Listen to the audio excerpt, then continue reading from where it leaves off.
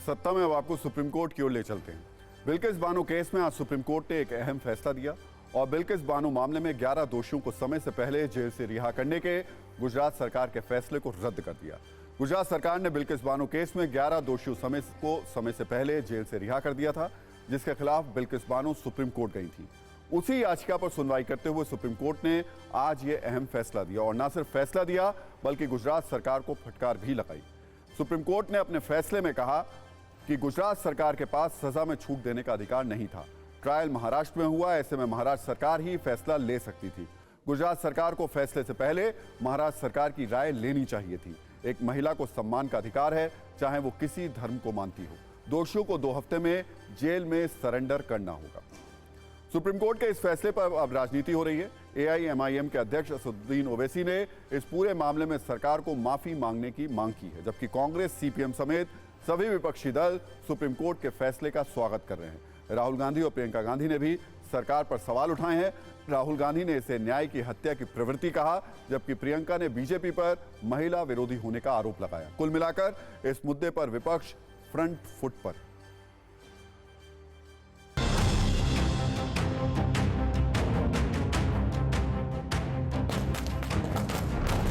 Court ने इस बात पर बहुत ध्यान दिया कि भाई ये लोगों को लिबर्टी मिल चुकी है। पर्सनल लिबर्टी और रूल ऑफ लॉ का क्या रिश्ता होगा, उसमें क्या इनकी लिबर्टी वापस ली जाए, वो सारी बातों पर बहुत गौर करने के बाद अदालत ने ये फैसला किया कि ये लोगों को वापस जेल में अभी जाना होगा।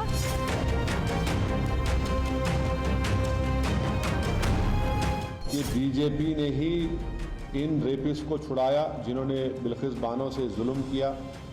बीजेपी के लोगों ने उनके गलों में गुलाब का हार डाला और इससे बीजेपी की महिलाओं के लिए जो लड़ाई है, जो इंसाफ की बात करती है, वो बीजेपी एक्सपोज हो जाती है।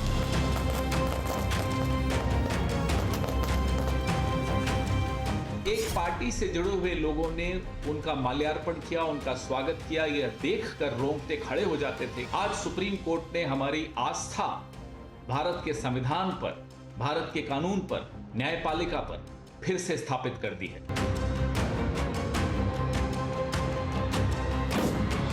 सेंट्रल गवर्नमेंट और गुजरात गवर्नमेंट सुप्रीम कोर्ट की इन टिप्पणियों की रोशनी में दोनों दोषी हैं। सेंट्रल गवर्नमेंट ने भी इजाजत दे दी थी। क्या होम मिनिस्ट्री नहीं जानते हैं? क्या सॉलिसिटर जनरल नहीं जानते हैं कि ये बिल्कुल गलत है? एक बार जल्दी से आपको पूरा मामला समझा देते हैं। 2002 गुजरात दंगों में परिवार के 7 सदस्यों की उनकी हत्या हुई थी। दंगाइयों ने बिल्किस के साथ सामूहिक दुष्कर्म किया था।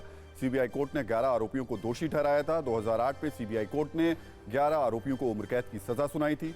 2022 में गुजरात सरकार ने अच्छे व्यवहार पर सभी 11 दोषियों को रिहा कर दिया था। इसके बाद बिल्किस बानो की तरफ से दोषियों की रिहाई के खिलाफ सुप्रीम कोर्ट में अर्जी दी गई थी, जिस पर सुप्रीम कोर्ट ने आज फैसला दिया और सभी 11 दोषियों की रिहाई के फैसले को रद्द कर दिया।